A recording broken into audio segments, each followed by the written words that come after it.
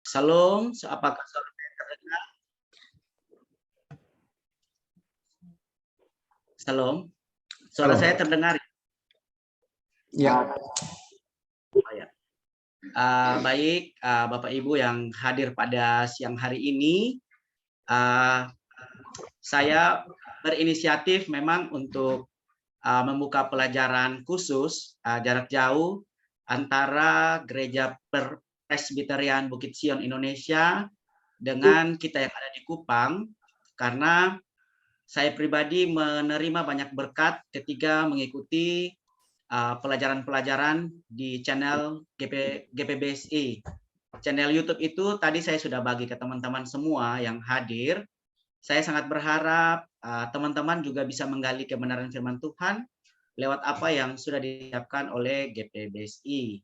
Saya punya kerinduan sangat besar GPBSI bisa hadir di Kota Kupang karena banyak penggalian sejarah dari kitab Perjanjian Lama yang mungkin kita sebagai orang Kristen belum banyak mengetahui. Dan lewat pembelajaran firman Tuhan sejarah penebusan ini, banyak penyingkapan-penyingkapan dan pencerahan yang dari saya pribadi dan keluarga itu sungguh-sungguh menguatkan iman percaya kita. Dan kita semakin mencintai Tuhan, kita semakin rindu bersekutu dengan Tuhan, kita juga, saya sekeluarga juga semakin rindu mengenal firman Tuhan lebih dalam. Untuk itu, ini merupakan pertemuan perdana teman-teman. Teman-teman bisa menyimak. Saya juga sudah memesan buku. Nanti bukunya sudah di Kupang, saya bisa bagikan. Teman-teman bisa bagikan ke keluarga juga. Kita sama-sama memperkenalkan firman Tuhan. Dalam hal ini sejarah penebusan. Jadi teman-teman silakan menyimak. Pak Yudi ini nanti kalau teman-teman lihat di YouTube, wajahnya sering kelihatan ini. Pasti, hampir setiap minggunya di ibadah minggu online, Pak Yudi juga ada. Di podcast ya, Pak Pendeta juga hadir, podcast pembelajaran Alkitab. Sekarang sudah seri ke-38. Teman-teman bisa belajar karena kalau saya lihat seri podcast itu bagus, dia tidak panjang, 30-an menit, ringkas, padat, dan terperinci jelas. Jadi kita belajarnya juga gampang, apalagi kita yang mungkin malas baca, tetapi minimal isi pikiran kita terisi dengan firman Tuhan, dan firman Tuhan masuk ke dalam hati kita, dan kita bisa hidup sesuai dengan kebenaran firman Tuhan. Jadi saya sangat berharap semoga inisiatif ini bisa berjalan setiap minggunya. Teman-teman juga punya semangat, punya kerinduan, firman Tuhan bisa bertumbuh di hati teman-teman sekalian. Mungkin dari saya itu, Pak Pendeta. Baik, terima kasih. Mari kita berdoa. Allah Bapa yang hidup, kami mengucap syukur Engkau telah menjadi Tuhan dan Juru Selamat bagi kami. Engkau telah mengutus Yesus Kristus untuk menebus kami. Kami bersyukur atasnya. Kami percaya keselamatan hanya ada di dalam nama Yesus Kristus. Dan lewat firman yang ada di dalam Alkitab Perjanjian Lama dan Perjanjian Baru, Engkau menyatakan jalan-jalan Tuhan, rencana-rencana yang baik dari Tuhan, supaya kami pun bisa memperoleh kebaikan Tuhan, supaya kami bisa menerima janji Tuhan untuk kami semua. Kami percaya pada akhirnya Engkau ingin supaya kami manusia bisa memperoleh hidup kekal, dan sehingga kami bisa bersama-sama memuliakan Tuhan selama-lamanya di sorga. Bapa, untuk tiba ke titik itu, kami ingin mengenal kehendak-Mu. Kami percaya kehendak Tuhan telah dituliskan, telah dinyatakan di dalam firman-Mu. Biarlah Bapa lewat firman-Mu kami bisa mengenal lebih dalam lagi, supaya kami bisa lebih teguh iman kami, supaya kami bisa makin dekat kepadamu. Pada akhirnya kami bukan hanya menjadi orang yang percaya, tetapi kami menjadi orang percaya yang mengenal Tuhan kami. Bapa, terima kasih. Kami akan memulaikan pelajaran ini. Kami mohonkan Roh Kudus-Mu yang bekerja di dalam kami masing-masing. Engkau Bapa yang dimuliakan lewat pertemuan pelajaran Alkitab khusus ini, sehingga ketika kami memahami firman Tuhan, kami percaya Roh Kudus bekerja di dalam kami, dan kami pun bisa menjalankan kehidupan yang diperbaharui hari demi hari. Terima kasih Bapak, kami percaya Engkau yang akan senantiasa membimbing kami di dalam pertumbuhan iman dan pengenalan kami akan Engkau. Terpujilah nama Tuhan. Di dalam nama Yesus Kristus kami berdoa. Amin. Amin. Baik, kita sebenarnya saya ingin membagikan satu tema yang pertama kali saya mempelajari firman Tuhan itu tema ini yang saya pelajari. Tema itu berbunyi begini: mengenal adalah hidup kekal. Mengenal adalah hidup kekal. Nah, coba kita lihat dulu firman Tuhan di kita lihat Yohanes, kita akan lihat Yohanes 17 ayatnya yang ketiga. Yohanes 17 ayatnya yang ketiga. Yohanes 17 ayat yang ketiga. Kita baca ini ya. Kita baca. Sudah tampil di layar? Sudah. Sudah ya. Oke, kita baca sama-sama 2, 3. Inilah hidup yang kekal itu, yaitu bahwa mereka mengenal Engkau, satu-satunya Allah yang benar, dan mengenal Yesus Kristus yang telah Engkau utus. Di sini dikatakan hal mengenal. Betapa pentingnya hal mengenal dengan hidup kekal. Ketika kita percaya Yesus, kita tidak bisa hanya percaya secara luar, tetapi kita juga harus mengenal dengan dekat. Misalnya, jika saya tidak mengenal Pak Jansen, mungkin kita tidak akan ada pertemuan hari ini, gitu ya. Mungkin kalau belum ada pengenalan, ada proses pengenalan sebelumnya, Bapak Jansen tidak akan mempercayakan saya menjadi seorang pembicara. Kalau Bapak Jansen tidak melihat ini yang bicara apakah bisa dibuktikan, apakah alkitabiakah atau ada motif apakah, nah ini dilihat seperti itu. Manusia biasanya begitu kan? Dilihat dulu baru bisa percaya. Kenal dulu baru bisa percaya. Sama misalnya kalau di sini di layar kan kita, maaf ya saya pakai sebagai contoh ya Ibu ya. Ya, Bapak Jansen dan Ibu, apakah pertama ketemu langsung oke, kita menikah aja? Nggak kayak gitu kan? Ya, meskipun ada yang namanya jatuh cinta pada pandangan pertama, tetapi harus ada cinta-cinta yang lain dulu, betul ya?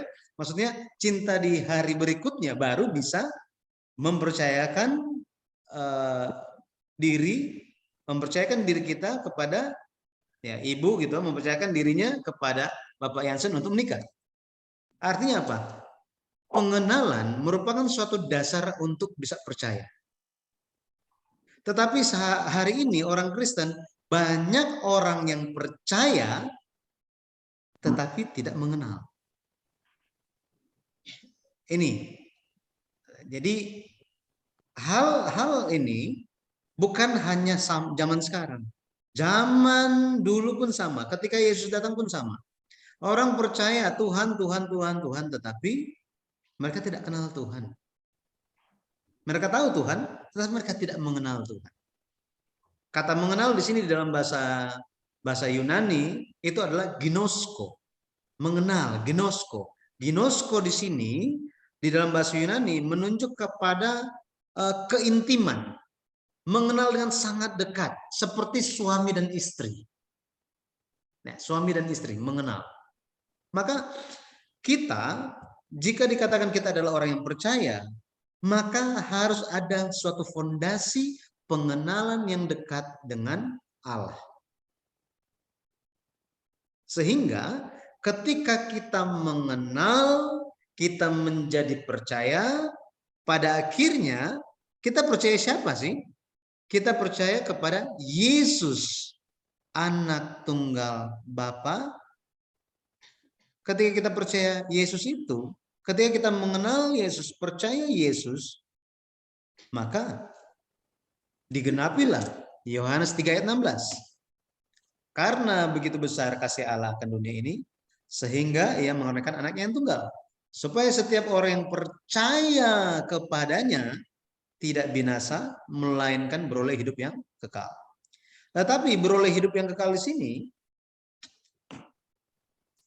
banyak orang pikir, ya hidup kekal, hidup kekal.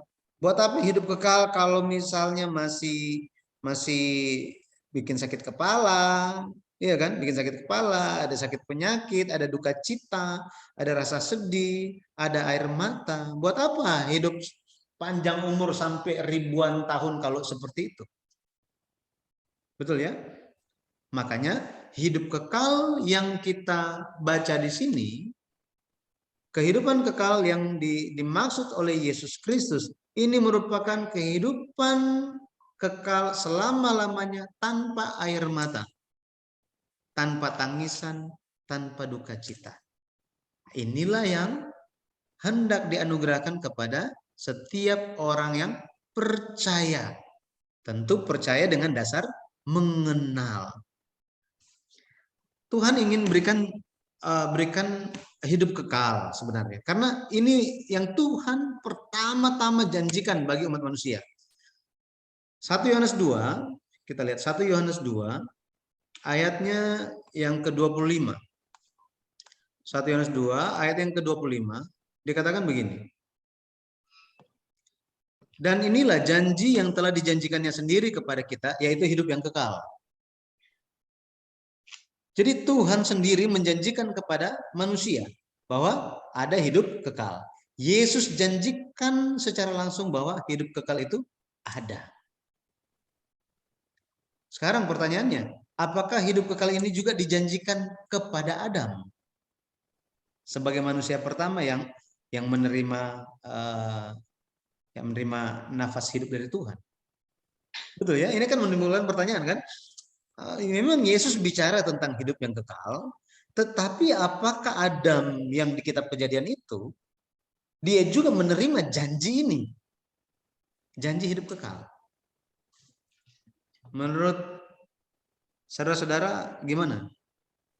Apakah Adam menerima?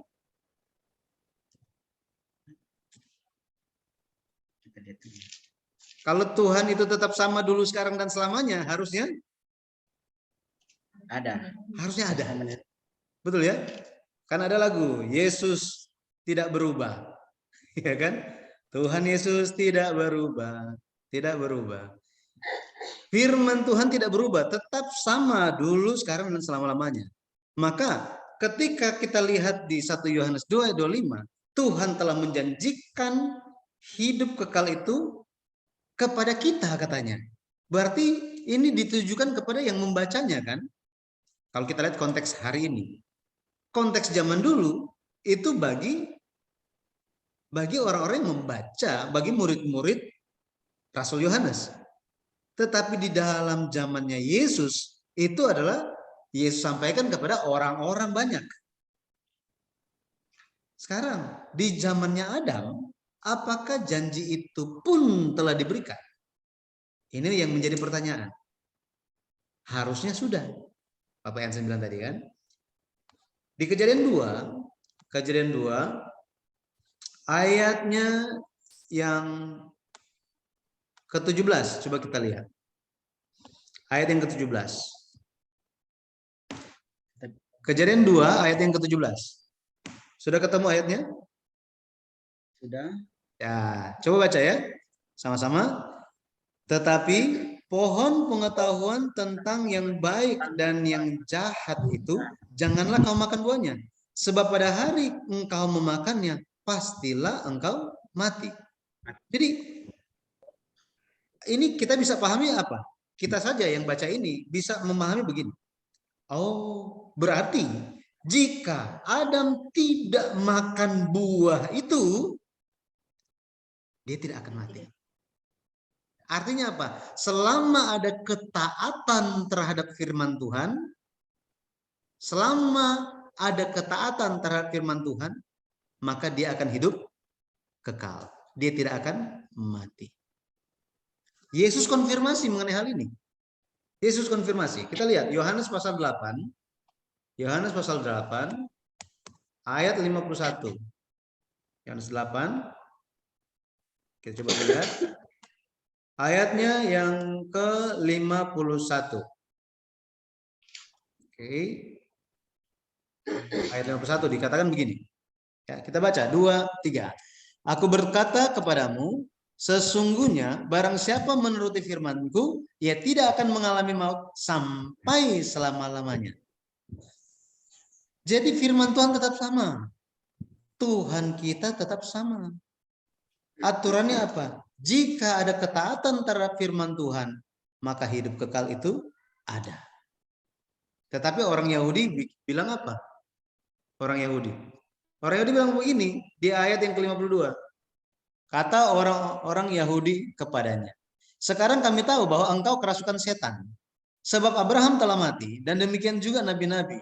Namun engkau berkata, barang siapa menuruti firman-Ku, ia tidak akan mengalami maut sampai selama-lamanya. Ayat 53.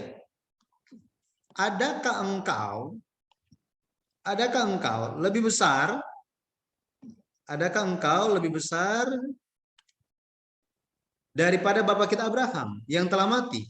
Nabi-nabi pun telah mati. Dengan siapakah engkau samakan dirimu? Jadi bayangkan, Tuhan Yesus datang dan Tuhan Yesus dikatain apa?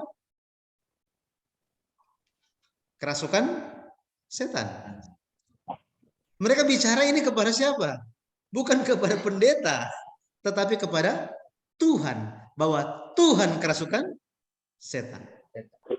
Kalau misalnya pendeta dari atas mimbar bilang begini, saudara-saudara jemaat Tuhan, jika saudara-saudara menuruti perkataan saya, saudara tidak akan mati sampai selama-lamanya. Jemaat Tuhan akan bilang apa? Mungkin ada juga yang nggak setuju, betul kan? Tetapi tidak seorang pun yang akan bilang apa? Bapak pendeta kerasukan setan ya? Nggak ada kan? Nggak ada seperti itu. Ya. Tetapi orang Yahudi bicara itu kepada Yesus. Kenapa? Kalau kita lihat ayat 52, ayat 53, mereka bilang tentang hal apa? Abraham telah mati. Demikian juga nabi-nabi. Terus apa? Adakah engkau lebih besar dari bapa kita Abraham yang telah mati? Nabi-nabi pun telah mati. Jadi Yesus sementara berbicara untuk menghidupkan pemimpin-pemimpin agama di zaman itu bilang apa? Mati. Makanya enggak nyambung mereka. Enggak nyambung. Tuhan ingin melaksanakan pekerjaan menghidupkan. Tetapi pemimpin agama menjalankan kehidupan pekerjaan mematikan. Makanya enggak pernah ketemu mereka. Mereka salah paham terhadap firman Tuhan. Sekarang, kalau hari ini saya bilang, bapak-bapak, ibu-ibu tidak akan mati, tetapi akan hidup kekal. Percaya enggak? Aduh, mau percaya atau enggak ya? Mau amin atau enggak ya? Aduh, gimana ya? Ya? Percaya karena percaya Yesus. Percaya karena percaya Yesus. Ya? Iman kepada. Jadi kalau kita lihat, kenapa orang Yahudi di zaman Yesus itu tidak percaya ada hidup kekal? Kenapa? Karena barusan keluarga mereka meninggal dunia. Berarti mereka pasti meninggal dunia. Dari zaman Adam sampai zaman Yesus Kristus, sudah berapa banyak orang yang mati? Banyak sekali yang mati. Tetapi bagi Tuhan apakah ada kematian? Nggak ada kan? Nggak ada maut di hadapan Tuhan. Tidak ada kegelapan di dalam Tuhan. Hanya ada terang. Hanya ada terang. Jadi Tuhan ketika melihat kematian di zaman Adam ya, di zaman dulu, ketika Allah melihat kematian itu, Allah langsung apa? Langsung sakit hatinya, langsung sedih. Aku tidak ingin manusia itu mati. Apakah ada orang tua yang mau anaknya mati? Nggak ada. Betul ya? Orang tua mau anaknya hidup. Sama, Tuhan kita pun sama. Kita ada pemikiran seperti itu, ada hati seperti itu, karena kita diciptakan dalam gambar dan rupa Allah. Makanya Allah itu memiliki karakter, kita memiliki karakter itu dari Allah kita. Allah tidak mau ada kematian. Tetapi manusia pun awal-awalnya mereka kaget. Aduh, ini nggak biasa nih. Semua orang masih hidup, kenapa dia mati? Nggak biasa. Misalnya, saya ke ini nama anaknya Emerald ya. Jadi saya misalnya ke papanya Emerald misalnya. Saya bilang ke papanya Emerald, boleh Kak saya pinjam 100.000. Tapi Pak Emerald bilang, belum kenal juga ini, bagaimana mau percaya gitu kan? Saya nggak mau. Saya, oh ya sudah, saya coba lagi. Tetap setiap kali saya mau pinjam, selalu dibilang tidak, maka pada akhirnya saya akan terbiasa dengan tidak. Manusia pada dasarnya itu tidak mau mati. Benar ya? Tidak mau mati. Kematian itu bukanlah suatu hal yang wajar sebenarnya. Secara alkitabiah kita lihat ya, dari sisi Tuhan. Kematian itu bukan suatu hal yang Tuhan kehendaki. Enggak, Tuhan enggak mau itu. Tuhan tidak mau yang buruk terjadi kepada anak-anaknya. Tetapi manusia melihatnya apa? Satu orang mati belum biasa. Akhirnya dari Adam sampai sekarang sudah tidak terhitung yang mati. Ketika ada orang yang mati kita udah biasa. Tapi kalau sudah biasa, buat apa kita menangis? Kalau sudah biasa. Kalau sudah biasa, buat apa kalau sakit perlu dokter supaya sembuh? Jika kematian itu suatu hal yang biasa. Itu sebabnya kita perlu melihat di sini bahwa di dalam hati manusia Allah telah berikan kekekalan. Tetapi manusia nggak paham-paham. Manusia tidak memahami mengenai hal ini. Mengenai hal kekekalan ini. Coba kita lihat. Karena sudah sampai di sini kita lihat Pengkhotbah 3 ayat 11. Pengkhotbah kita lihat Pengkhotbah 3 ayat 11. Pengkhotbah 3 ayat yang ke-11. Ya. Dikatakan begini. Kita baca ya. 2, 3. Ia membuat segala sesuatu indah pada waktunya. Bahkan ia memberikan kekekalan dalam hati mereka. Tetapi manusia tidak dapat menyelami pekerjaan yang dilakukan Allah dari awal sampai akhir.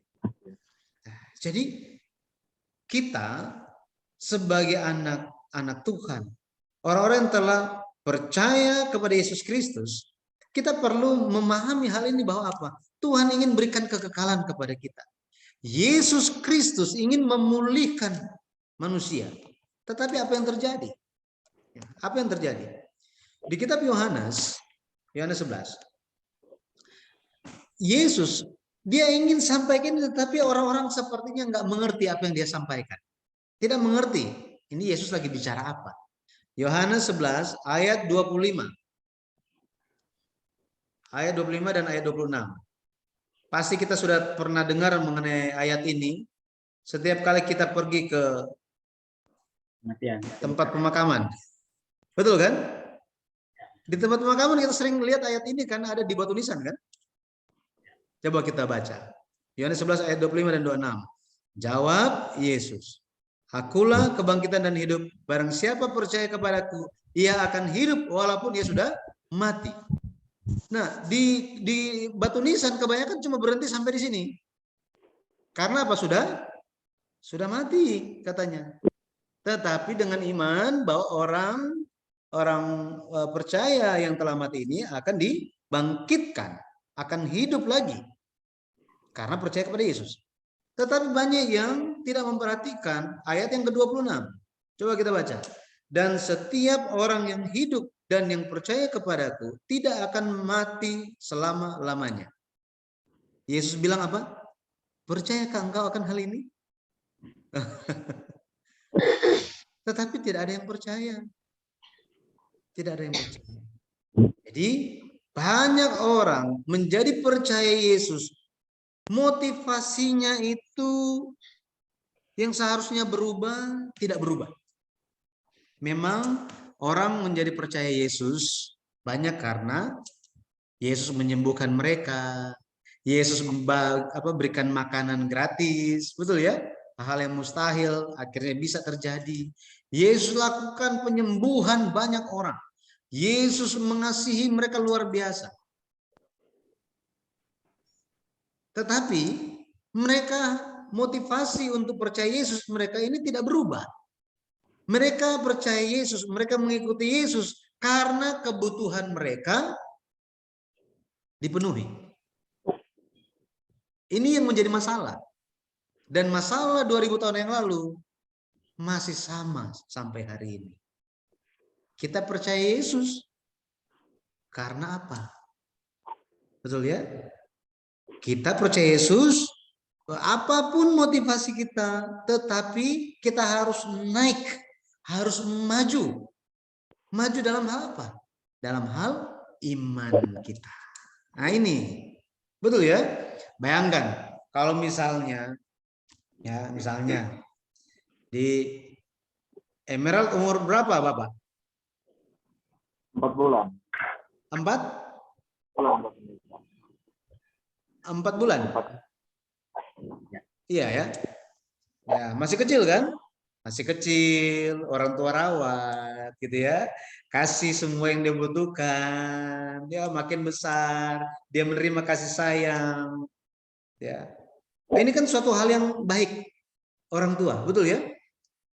Tetapi orang tua juga ingin supaya anak bisa mengenal kehendak papanya kan? Betul ya? Oh, sebagai orang tua ingin supaya anak-anak ini bisa memahami hati orang tua. Misalnya Emerald, ya, udah bertumbuh, sudah besar. Pas ditanya, Papa suka makan pedas atau enggak? Wah, saya enggak tahu Papa saya mau makan apa. Gimana papanya coba dengar itu? Astaga. Kok anak saya sudah besarkan dia tidak kenal saya. Betul ya? Jadi kita mengikuti Yesus sejak kita lahir, sejak sebelum orang tua generasi-generasi sebelum kita, atau udah bertahun-tahun kita mengikuti Yesus. Apakah kita juga selama kita percaya Yesus, apakah selama itu juga kita telah bertumbuh di dalam pengenalan dan iman kita? Ini yang kita perlu kita renungkan. Betul ya? Tidak ada yang sempurna, tidak ada. Semuanya masih dalam perjalanan. Betul ya? Masih dalam perjalanan. Alkitab masih banyak yang perlu untuk dipahami. Ada banyak hal. Iman itu, mengenai pertumbuhan itu, mungkin ada yang tanya gitu. Kita harus bertumbuhnya sampai kapan sih?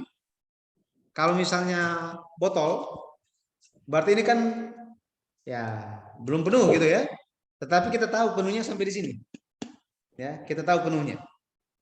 Sekarang mengenai iman dan pengetahuan kita tentang Yesus Kristus itu harus sampai mana?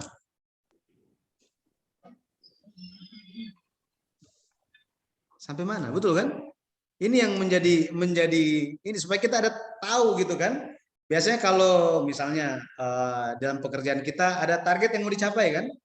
Nah, target yang mau dicapai seperti ini.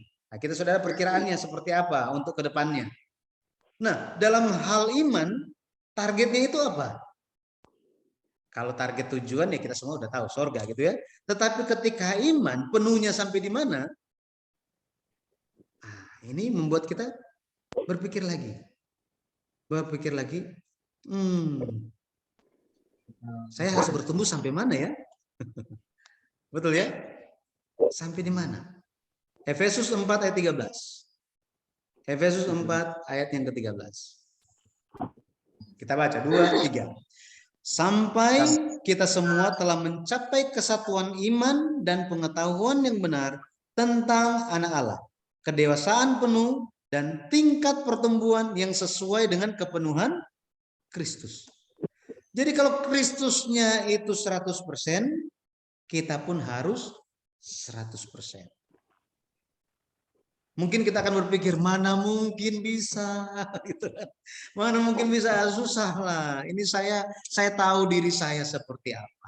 Masa lalu saya, kemampuan saya seperti apa. Wah, lebih dahsyat lagi ketika Tuhan Yesus bilang begini, jadilah engkau sempurna, seperti Bapamu di sorga sempurna.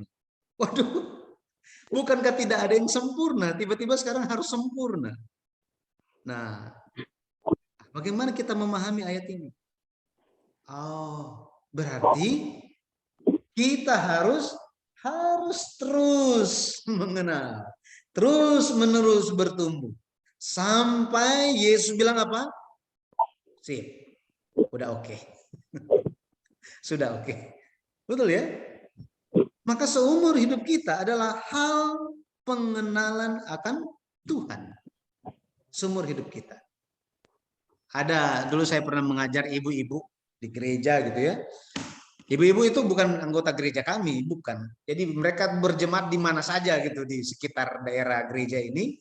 Mereka kumpul di gereja dan belajar firman Tuhan. Ada satu ibu-ibu tanya ke saya, dia tanya begini, Pak, suami saya tanya ke saya, ini kamu belajar kok lama banget sih? Ya kan, kok kayaknya nggak selesai? Kapan ini pelajarannya selesai? Gitu. Jadi istrinya tanya, Pak, jadi ini pelajarannya selesainya kapan ya? Jadi apakah ini dalam 1 bulan berapa pertemuan kah selesai? Atau mungkin 1 tahun selesai? Atau bagaimana Pak? Saya bilang begini, ya sudah Ibu, bilang ke suami, kita saling mengenalnya ini mau sampai kapan? Mau sampai kapan kita saling mengenal? Betul ya? Apakah setelah menikah langsung tahu semuanya? Ya, tiba-tiba apa? Aduh, ternyata dia kayak gitu ya. Betul ya? Kadang-kadang masih mengagetkan gitu ya. Saya kenal ini, tetapi kenapa dia bisa sampai seperti itu ya? Oh, ternyata ada mungkin yang masih belum diungkapkan dalam hati. Jadi kehidupan keluarga suami istri itu menggambarkan bagaimana hubungan kita dengan Tuhan. Dalam hal apa? Kedekatan dan mengenal, mengasihi. Makanya sering dipakai ini. Maka kita perlu untuk bertumbuh. Mengenal adalah hidup yang kekal. Yesus Kristus, bagaimana orang mengenal dia? Orang mengenal Yesus itu sebagai orang Nazaret kan?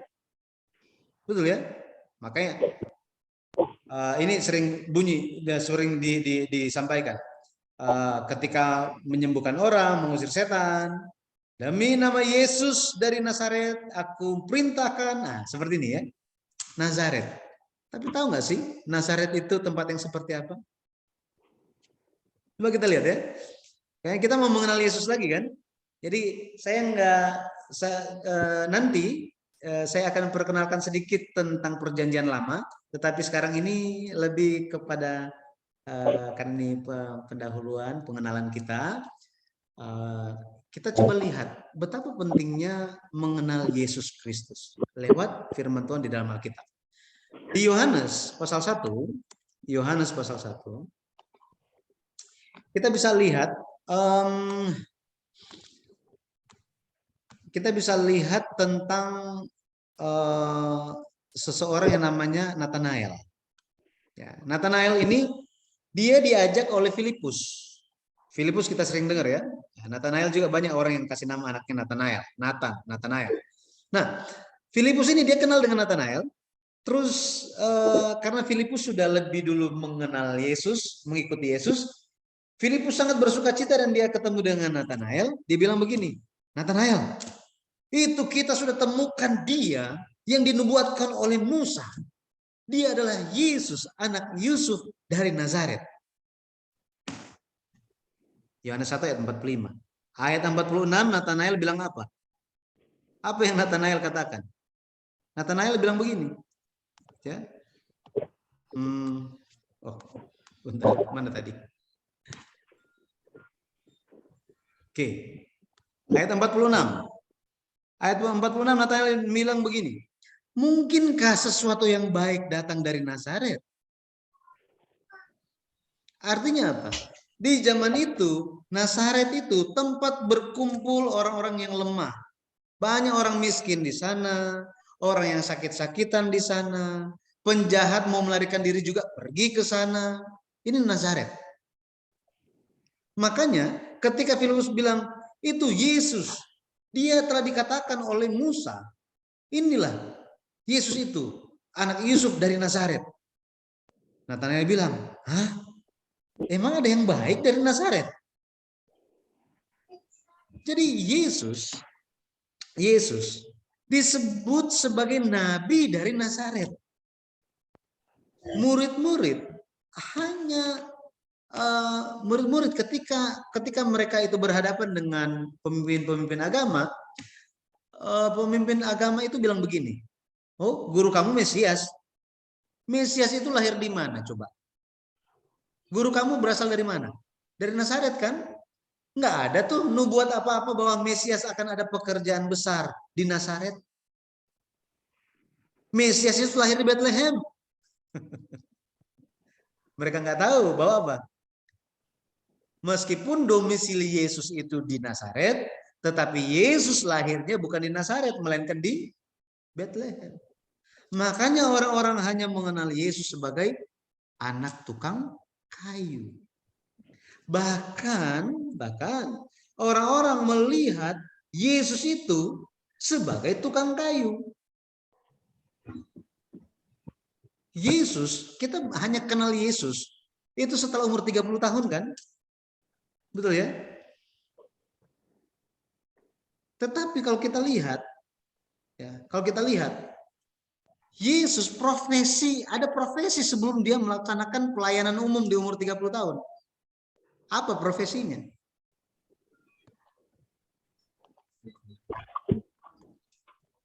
Markus 6 ayat yang ketiga. Markus 6 ayat yang ketiga.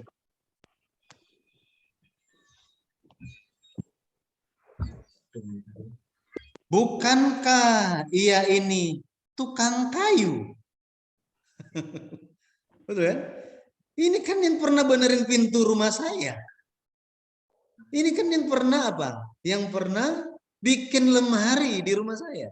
Ini tukang kayu ini. Papanya juga tukang kayu. Dia juga tukang kayu. Dia kan anak Maria. Ini adik-adiknya kan ada itu. Yakobus, Yoses, Yudas, Simon. Terus saudara-saudaranya perempuan itu juga ada juga gitu. Jadi mereka, orang-orang di zaman itu melihat Yesus, mereka lihat latar belakang Yesus, lihat kemanusiaan Yesus Kristus, mereka langsung menghakimi Yesus sebagai apa? Dia hanyalah anak tukang kayu, dia hanyalah manusia sama seperti kita. Dia bukan siapa-siapa. Nah ini. Nah, tapi pada akhirnya banyak orang mengikuti dan mulai panggil Yesus sebagai guru. Ya, guru. Kemudian Yesus dipanggil sebagai Tuhan. Nah ini. Di perjanjian baru, di kitab Injil khususnya, ketika muncul orang-orang yang memanggil Yesus itu, memanggilnya atau murid-murid memanggilnya Tuhan, di dalam terjemahan Indonesia itu sebenarnya apa ya? tidak begitu mewakili bahasa aslinya. Ya, tidak begitu mewakili bahasa aslinya. Kalau kita baca di Injil, seolah-olah semua orang memanggil Yesus sebagai Tuhan pencipta. Betul ya? Tetapi bahasa aslinya itu lebih menunjuk kepada majikan. Ini, majikan atau seseorang yang dihormati. Tuan, nggak ada H. Tuan, ya, nggak ada H-nya. Pengakuan Yesus sebagai Tuhan baru muncul pertama kali lewat pengakuan Thomas. Nah, ini lewat pengakuan Thomas setelah Yesus bangkit. Oh, engkaulah, gitu ya. Di situ dia baru mengakui Yesus sebagai Tuhan. Tapi sebelum-sebelumnya nggak ada seorang pun yang terima atau panggil Yesus sebagai Tuhan pencipta Allah. Bukan. Tuhan pencipta atau Allah. Nggak ada seorang pun yang mengakui Yesus seperti itu. Jadi ini penjelasan ini supaya kita bisa lebih memahami ya ketika kita baca Alkitab. Nah, pengenalan orang-orang ini harusnya bertumbuh. Ya, bertumbuh. Yesus bilang apa? Seorang nabi, ayat yang keempat, seorang nabi dihormati di mana-mana kecuali di tempat asalnya sendiri. Ya. Dihormati kecuali di mana katanya? Kecuali di tempat asalnya sendiri, kecuali di antara kaum keluarganya, di rumahnya. Makanya Yesus sendiri pun tidak diakui bahkan oleh saudara-saudaranya. Tidak diakui. Stres ya Yesus ya. Sangat kasihan Tuhan kita. Nah, makanya kita bisa melihat betapa perlu kita bertumbuh di dalam pengenalan. Betapa perlu kita bertumbuh di dalam pengenalan. Nah, ini mengenai mengenal adalah hidup kekal. Kalau kita bertumbuh di dalam pengenalan, pada akhirnya kita akan memperoleh hidup kekal itu. Kenapa? Karena di dalam firman Tuhan ada roh dan ada hidup. Ada roh dan hidup. Kita lihat Yohanes 6. Yohanes 6 ayatnya 63. Ya. Yohanes 6 ayat 63. Ayat 63. Oke, dikatakan di sini, rohlah yang memberi hidup, daging sama sekali tidak berguna. Perkataan-perkataan yang kukatakan kepadamu adalah roh dan hidup, katanya. Roh dan hidup. Itu sebabnya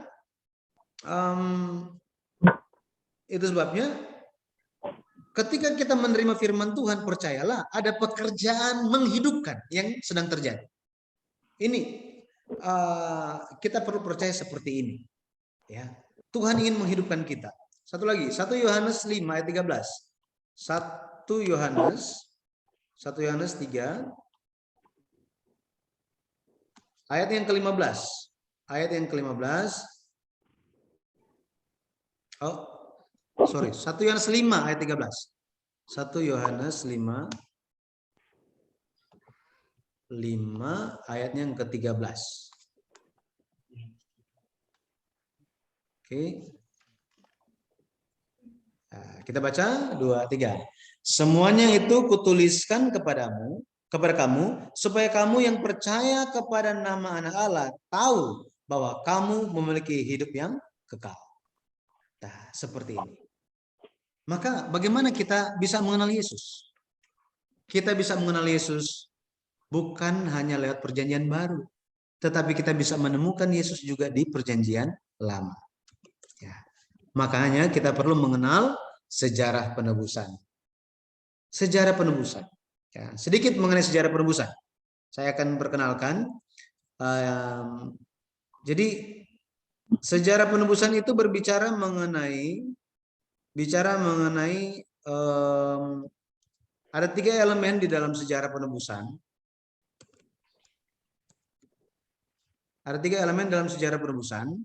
Yang pertama itu penciptaan. Yang kedua itu adalah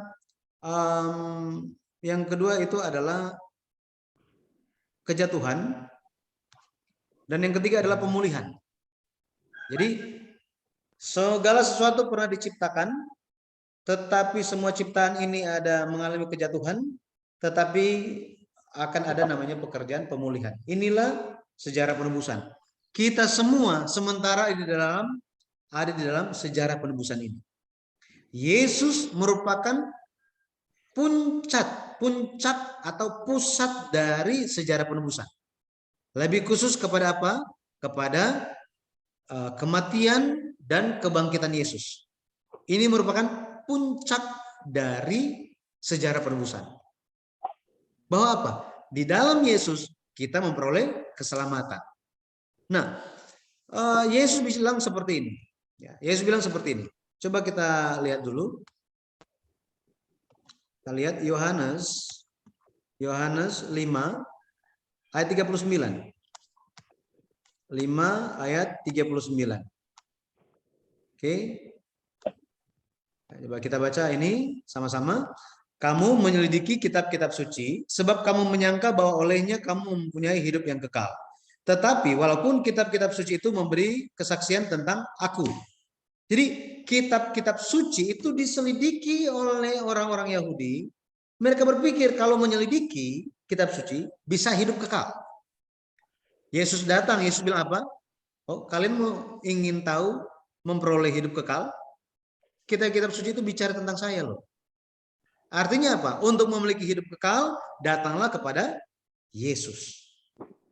Kita lihat lagi Lukas 24 ayatnya yang ke-27. Ayatnya yang ke-27. Ya, kita baca.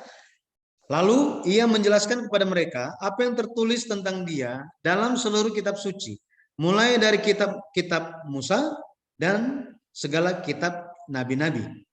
Jadi Yesus menjelaskan tentang siapa? Tentang dirinya sendiri lewat kitab suci. Ini bicara tentang perjanjian lama. Artinya apa? Perjanjian lama telah berbicara tentang Yesus. Ayat 44 kita lihat. Ayat 44. Kita baca. Ayat yang ke-44.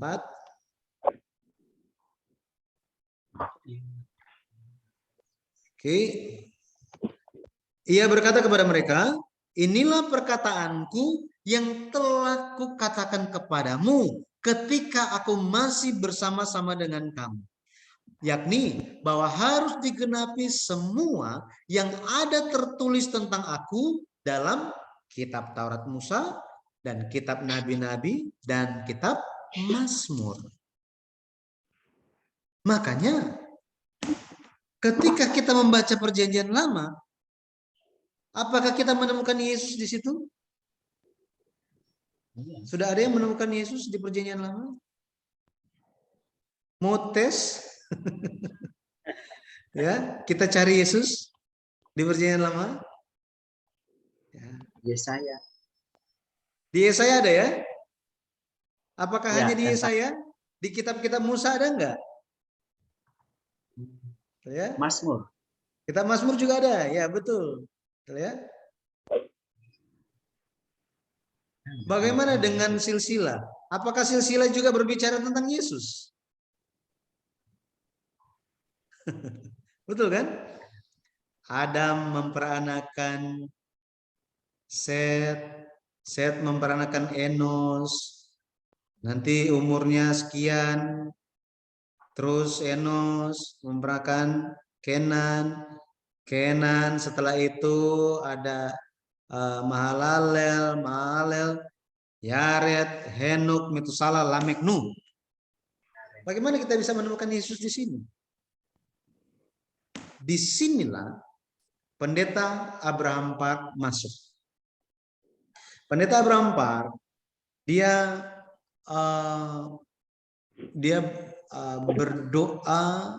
berdoa puasa.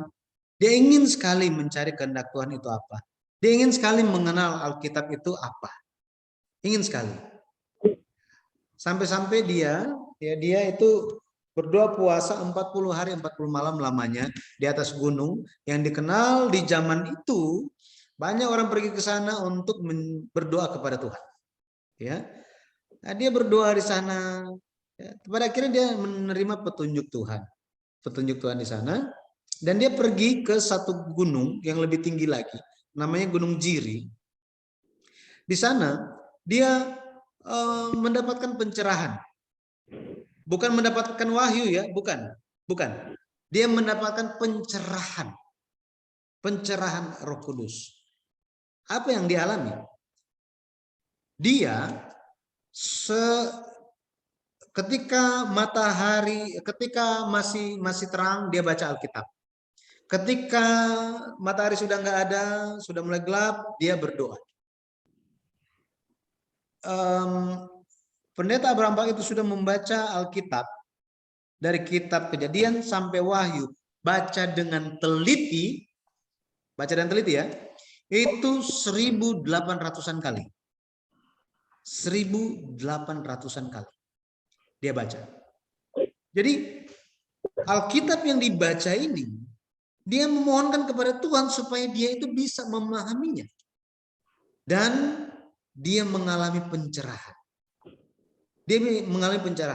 Dia cerita bahwa apa? Semua ayat-ayat firman Tuhan di dalam Alkitab, ketika Tuhan mencerahkan, membuka mata rohaninya, dia bisa melihat itu dari kitab Kejadian sampai kitab Wahyu itu seperti bioskop. Padahal bioskop waktu belum ada kan? Itu seperti film, dia bilang. Film di depan mata. Dia bisa melihat semuanya. Makanya dia kemudian menuliskan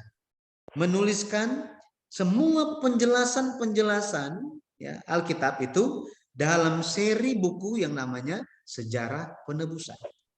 Dimulai dari silsilah di kitab Kejadian. Kenapa penting mempelajari silsilah di kitab Kejadian?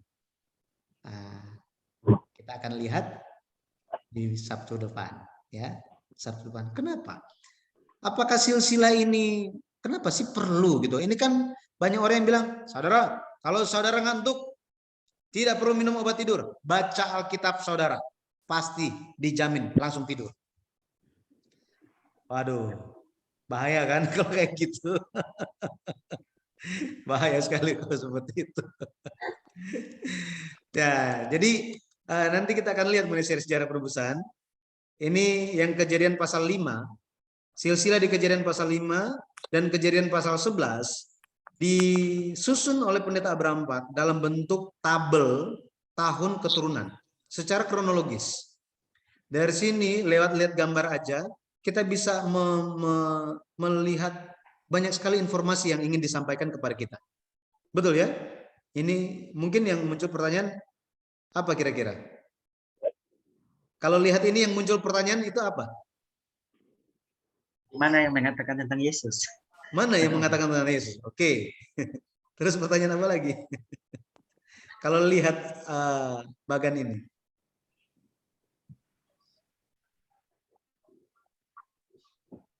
Bisa menimbulkan pertanyaan kan? Benar ya? Kalau kita lihat ya. Angka-angka ini maksudnya untuk apa? Kayak bagi-bagi ini maksudnya? Kalau lihat di situ kan, misalnya Adam. Dia umur 130 tahun, dia dapat anak.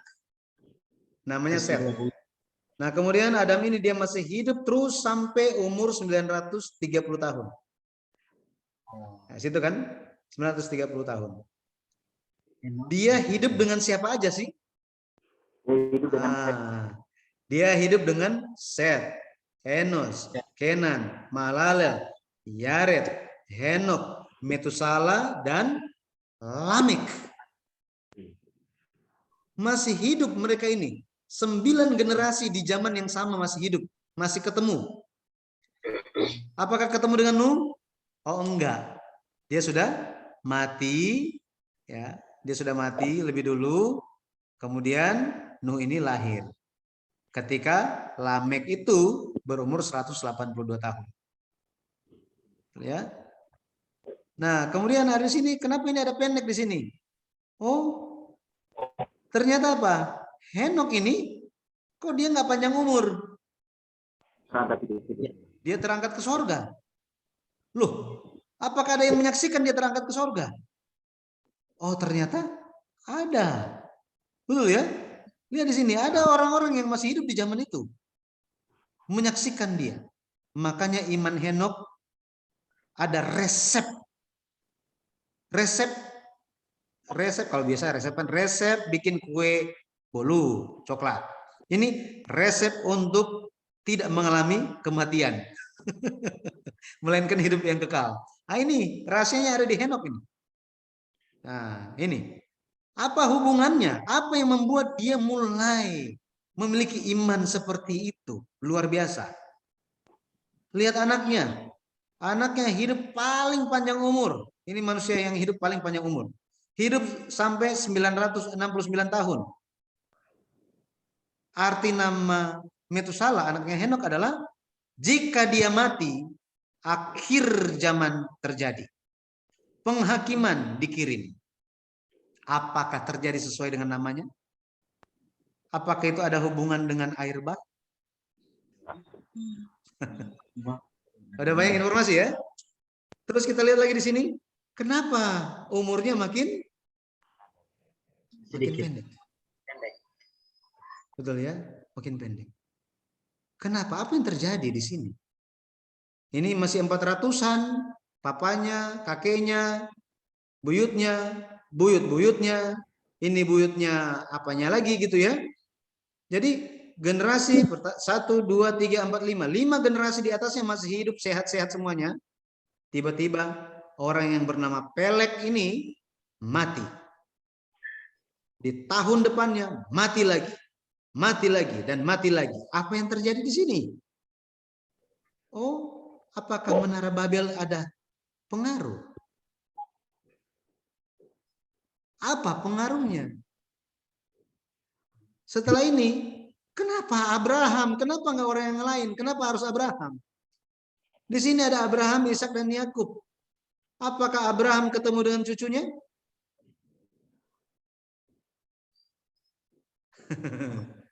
Nanti kita belajar. Oke. Intinya apa sih yang mau diajarkan dengan tabel ini? Yang mau diajarkan apa sih? Ya, apa sih yang penting di sini? Saya kasih tahu kesimpulannya. Pewarisan iman itu sangat penting. Pewarisan iman itu sangat penting.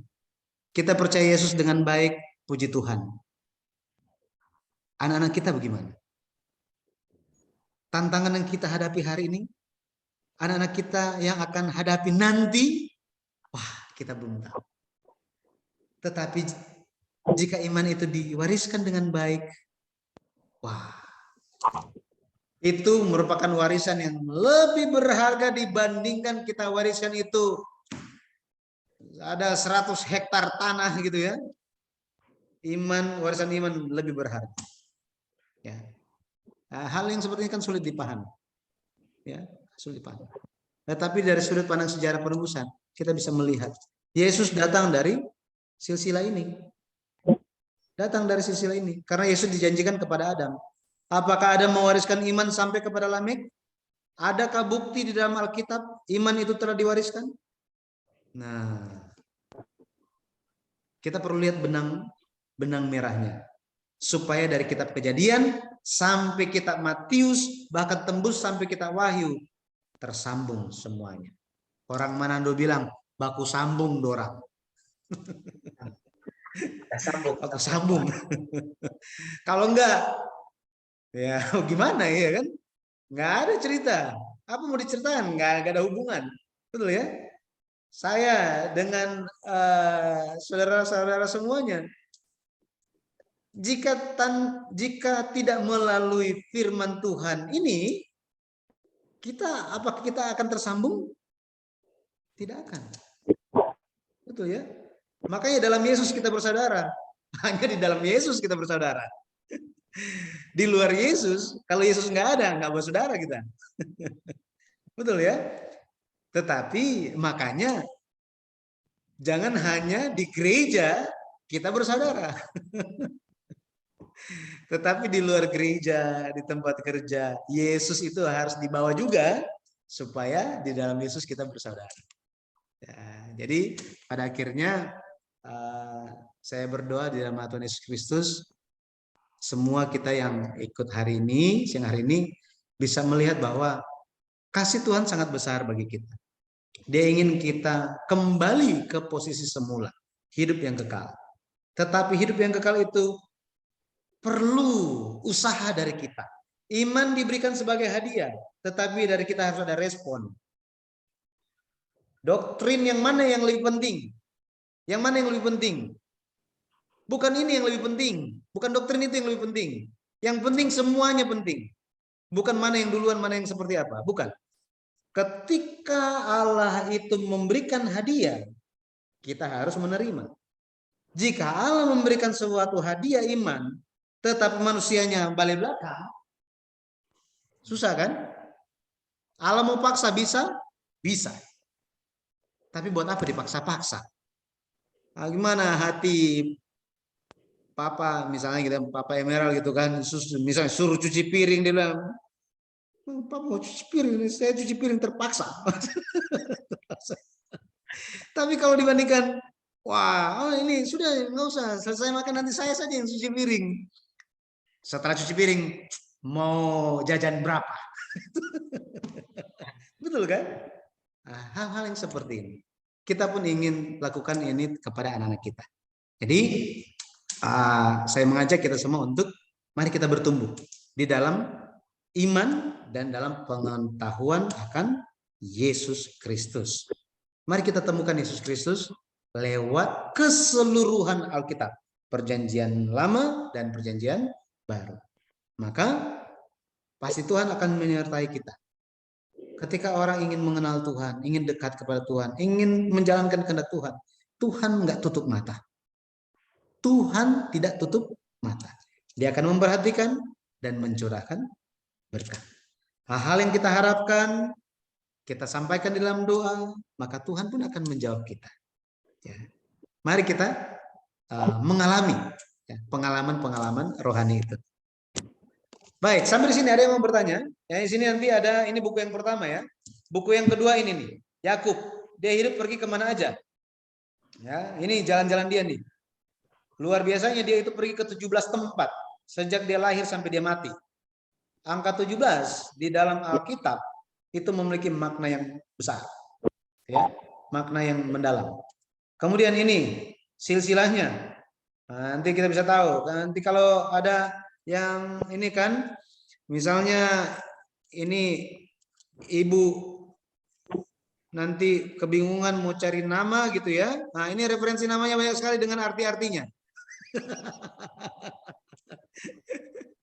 Gitu ya. Kemudian ini perjalanan orang Israel keluar dari Mesir. Ada 42 tempat perkemahan sampai mereka masuk ke tanah Kanaan di Gilgal, tempat ke-42. Apa hubungannya dengan silsilah Yesus di Kejadian di Matius pasal 1? Ya, ini. Ini Daud, dia dikejar-kejar, mau dibunuh. Dia melarikan diri ke sana ke sini, sana sini. Ya. Sampai akhirnya dia tempat terakhir dia itu ke tempat yang ke-17 juga. Bayangkan. 17. Ini maka angka 17 ini sering muncul. Apa artinya di dalam Alkitab ini? Nah, ini silsilah Raja Daud. Seperti apa? Gitu ya. Ini dalam buku yang ketiga, ya, buku yang ketiga. Buku yang kedua itu tentang keluar dari Mesir. Maknanya apa? Nah, ini buku yang keempat tentang raja-raja. Mungkin dari kita pernah baca kitab raja-raja dan kitab Tawarik dan pusing. Nah, ini buku ini akan membantu kita. Ini kadang raja ini setelah raja utara, raja selatan, kemudian nama rajanya sama. Peristiwa juga mungkin ada yang mirip. Tetapi Pendeta Brampak dia rapihkan, bahas satu persatu. Siapa yang ketemu siapa dan bagaimana mereka memerintah. Apa pekerjaan Tuhan di zaman itu. Ya. Ini Israel Utara. Tadi Yehuda Selatan. Ini Israel Utara. Sama kayak Korea Utara dan Korea Selatan. Korea Selatan itu percaya Tuhan. Korea Utara komunis. Sama seperti ini, Yehuda Selatan itu percaya Tuhan. Israel Utara, waduh, Tuhannya ada, nabi-nabi besar ada di sana. Mereka selalu cari berhala. Nah, ini buku yang kelima. Buku yang kelima ini bicara tentang nubuat Daniel seperti apa itu digenapi dalam sejarah sampai Yesus datang. Kerajaan-kerajaan yang terjadi di dalamnya. Kalau kita lihat di setelah kitab Maleakhi ada beberapa lembar putih, setelah itu kitab Matius kan. Nah, apa yang terjadi di dalam lembaran-lembaran putih itu? Yang terjadi yang ini nih. Inilah bagan yang terjadi, sejarah yang terjadi. Jadi ternyata beberapa lembar putih itu yang antara Maleakhi dan Matius ada cerita, gitu ya, ada cerita. Wah, Baby Emerald, halo. Ya, jadi bisa lihat nabi-nabi yang aktif di zaman itu siapa saja. Siapa saja yang aktif waktu itu. Orang Israel dibuang ke Babel. Ya, makanya kitab Daniel, Yeremia, Yehezkiel. Kenapa ini mereka kayaknya bicara hal yang sama? Nah, makanya kalau kita lihat baca Alkitab saja bisa memusingkan gitu ya. Maka buku ini membantu kita untuk memahami Alkitab. Ya. Ini buku yang ini sambungan yang tadi. Jadi sampai kelahiran Yesus itu seperti apa? Apa yang terjadi di zamannya Herodes? Siapa imam besar waktu itu? Apa yang terjadi waktu itu? Kenapa Yesus itu mau dibunuh? Apa yang terjadi kepada Herodes itu? Ini sini dibahas. Gitu ya. Kenapa muncul pemimpin-pemimpin agama yang rusak sekali di zaman itu? Nah, ada ceritanya juga. Kenapa mereka harusnya imam-imam, ya suku Lewi, luar biasa. Tetapi pada akhirnya, kenapa mereka jadi jahat? Mereka nggak langsung jadi jahat. Ada prosesnya jadi jahat. Itu dibahas di sini. Ya. Ini buku yang keenam. Buku yang keenam membahas tentang sejarah imam besar. Ada 77 imam besar. Dari Harun sampai kepada siapa ya? Saya lupa namanya. Ini masih ada lagi nih. Nah, ini Pinehas yang ke-77. Di zamannya Yesus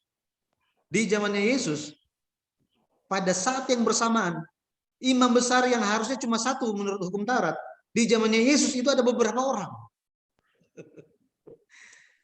Imam besar harusnya cuma satu, tetapi kok imam besarnya ada beberapa orang.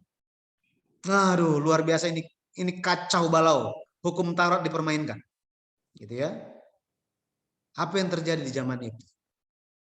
Nah, waktu Yesus disalib, apa yang terjadi? Ya. Nah, buku yang keenam membahas tentang jubah imam besar. Maknanya dari sudut pandang sejarah penebusan. Nah, kita bisa menemukan Yesus di setiap baju-baju ini. Setiap detail baju-baju ini.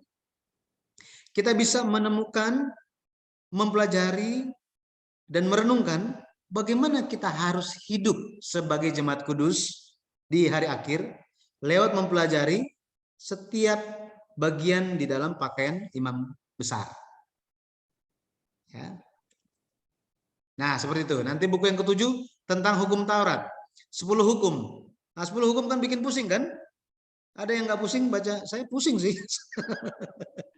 Baca kitab Imamat, Bilangan, Ulangan. Aduh, saya pusing. Keluaran gitu ya. Pusing. Tetapi di buku ke-7 itu membahas misalnya hari Sabat. Ingatlah dan kuduskanlah hari Sabat. Itu adalah hari ke-7. Oh, hari ke-7. Hari pertama itu kan hari Minggu. Minggu, Senin, Selasa, Rabu, Kamis, Jumat, Sabtu. Loh, kenapa kita ibadahnya hari Minggu? Berarti kita tidak Alkitabiah, orang Kristen. Oh, karena Yesus bangkit hari Minggu, benar? Betul ya? Ini kan jadi alasan kan? Adakah bukti Alkitabiahnya bahwa itu menggantikan hari Sabat? Seperti ini. Seperti apa kita akan belajar? Seperti inilah kita akan belajar. Ya. Nah, oke. Oh, sudah 1,5 jam. Saya mohon maaf ya. Saya udah bicara, saya ngeliat waktu. Harus ingatin saya. Sudah mau selesai. Oke, sebelum kita berakhir, mungkin ada yang mau disampaikan. Silahkan.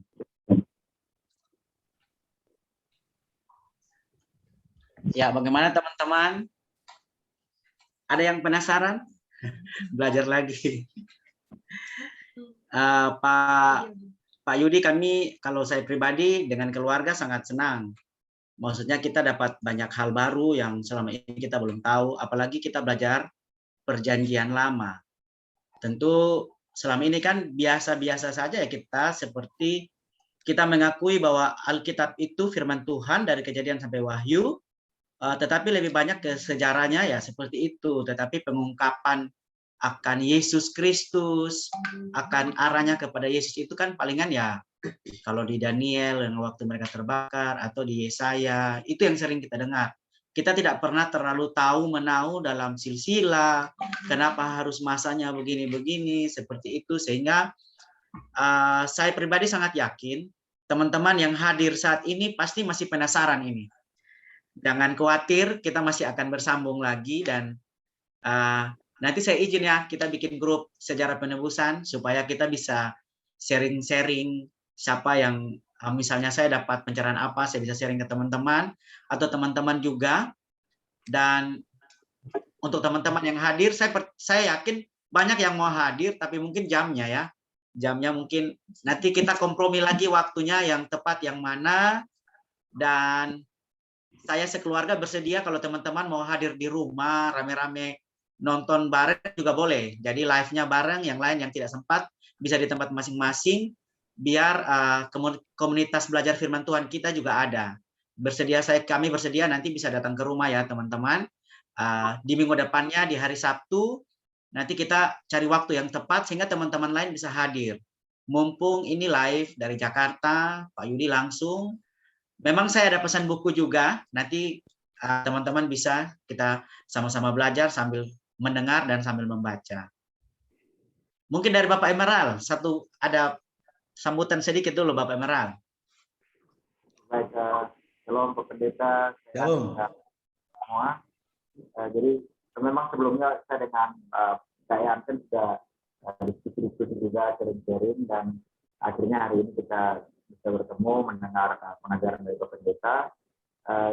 Kalau dari saya pribadi memang ini hal yang luar biasa. Kita membuka pengajaran dari satu sudut pandang perspektif yang tidak biasanya kita dengar dari komunitas-komunitas yang lain. Jadi Pak Pendeta memulai itu dengan mengenal Yesus, dan sebenarnya itu intinya, tapi jarang sekali kita dengar atau kita memprioritaskan hal yang penting. Nah, itu dari saya pribadi, sehingga untuk kedepannya tadi Pak Pendeta sudah bukakan sedikit apa yang kita pelajari ke depan, dan seperti yang saya bilang, kita juga penasaran ada hal baru apa lagi, sudut pandang apa lagi yang sebelumnya kita kira ini sudah hanya sekedar baca saja, tapi ternyata ada hal yang bisa kita gali lebih dalam dari itu. Nah, itu yang mungkin kerinduan saya, dan juga saya yakin teman-teman yang hadir di sini pasti punya perasaan kerinduan sama.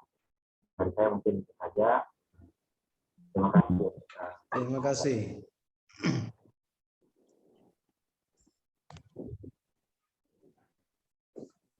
Pak Mese mungkin, Pak Mese ada testimoni kah? Pas. Nanti dulu nanti. Ya, terima kasih Pak Mese. Ya. Pak Rido dan Ibu Nancy, hari ini masih sibuk ngurus rumah, jangan sampai nih. Pengantin baru. Jadi Pak Rido dengan Pak Nancy ini adik ipar saya, adik dari istri saya. Mereka kemarin baru menikah Pak Pendeta di Keva yang kemarin saya ceritakan. Oh, waktu itu ya. Ya. Terima kasih. Saya janji mau telepon, cuma saya ketiduran Pak. Selamat yang baru menikah. Terima kasih Pak Pendeta. Terima kasih.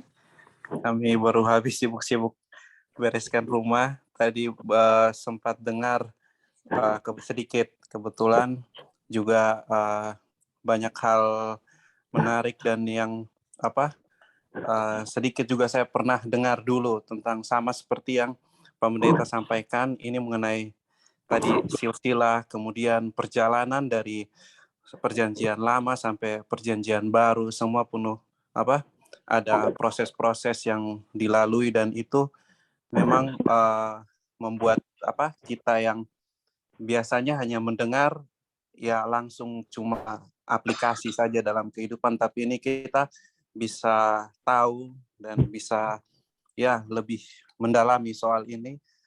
Kami sangat beruntung bisa dan terberkati setelah mendengar hal-hal ini tadi. Haleluya. Ibu Devi dan Ibu Angel, ini dua orang staf saya langsung ini, mereka hadir, puji Tuhan. Semoga bukan karena saya atasannya.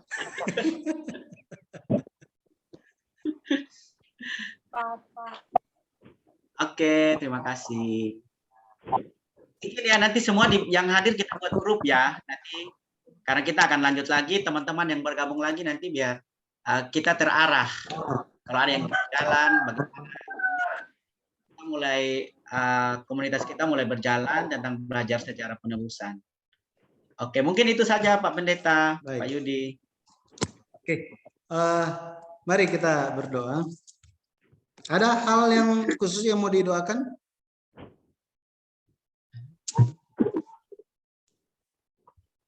Teman-teman mungkin ada yang mau didoakan? Kalau saya mungkin doakan istri yang lagi mengandung biar sehat selalu. Proses kelahiran di bulan Desember juga berjalan dengan baik.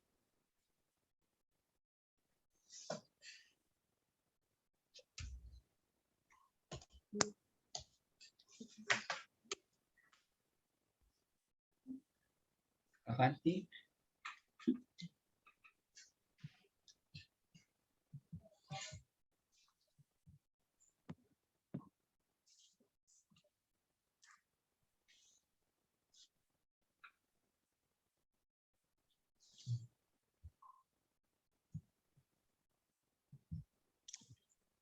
Baik. Oke, mari kita berdoa. Allah Bapa dalam kerajaan surga, kami mengucap syukur atas kasih-Mu ya Bapa. Engkau telah mencurahkan berkat-Mu kepada kami semua. Kasih karunia firman telah Engkau hadiahkan bagi kami. Tolong supaya Roh Kudus-Mu bekerja di dalam kami sehingga memberikan kepada kami pencerahan sehingga kami bisa lebih mengenal akan kehendak Tuhan. Lebih lagi kami dimampukan untuk menjalankan kehidupan iman yang mengenal-Mu, yang selalu bertumbuh di dalam kehidupan iman kami lewat membaca firman-Mu, mempelajarinya, merenungkannya dalam kehidupan doa, kehidupan ibadah kami. Bapa di sorga, biarlah Engkau yang senantiasa menyertai kami. Kami bersyukur ya Bapak atas kelas ini, dan hamba-Mu berdoa ya Bapak, tolong Engkau sertai kami semua yang mengikutinya, biar Bapak Engkau yang akan menjaga dan menyertai kami seperti yang telah Engkau janjikan kepada Yakub bahwa Engkau akan menyertainya dan melindunginya dan menyediakan segala hal yang diperlukannya di dalam sepanjang pengembaraan hidupnya. Kami percaya Engkau pun yang akan menyertai kehidupan kami. Secara khususnya hamba-Mu berdoa ya Bapak untuk istri dari Pak Yansen yang sedang mengandung. Tolong Engkau yang senantiasa memberikan kesehatan yang baik buat bayi dalam kandungannya, juga ibu, supaya selalu sehat, dan pengaruh firman Tuhan biarlah Bapak terus ada sehingga pada akhirnya ya Bapak bisa melahirkan dan sehat semuanya Bapak untuk kemuliaan nama Tuhan saja. Bapak kami berdoa kiranya Engkau sertai untuk dari setiap peserta ini ya Bapak, saudara-saudara kami yang mengikuti, biarlah Bapak kami bisa diberikan semangat-Mu, antusiasmu, sehingga kami bisa terus mengikuti pelajaran sejarah penebusan ini dan hal-hal yang besar yang Engkau telah rencanakan bagi kami, biarlah semuanya bisa terwujud. Hal-hal besar yang telah Engkau rencanakan untuk memberkati kami, biarlah Bapak semuanya akan digenapi di dalam kehidupan kami. Terima kasih ya Bapak, terima kasih. Kami percaya Engkau yang akan dimuliakan senantiasa lewat perkumpulan ini. Kami mempercayakan ya Bapak, hidup kami, keluarga, dan juga setiap pekerjaan yang kami laksanakan, setiap anggota keluarga, biarlah Bapak Engkau yang memberikan kesehatan, perlindungan, dan biarlah Engkau memberikan kepada kami kelancaran dalam segala sesuatu yang kami lakukan. Bapak terima kasih. Kami berdoa ya Bapak, biarlah Engkau selalu beserta untuk Pak Jansen, sehingga bisa selalu menyemangati kami semua dan menjalankan kehidupan misi ini yang telah Engkau percayakan. Dia bisa membimbing kami semua, menyatukan kami semua, dan banyak saudara-saudara kami lagi yang lain, sehingga kami bisa bertumbuh dan hal-hal yang diharapkan, yang direncanakan, akhirnya ya Bapak Engkau yang akan wujudkan semuanya. Terima kasih ya Bapak, kami percaya Engkau yang akan membalas setiap perbuatan kami, perbuatan iman kami sesuai, dan upah yang Engkau berikan itu ya Bapak merupakan upah yang sungguh luar biasa.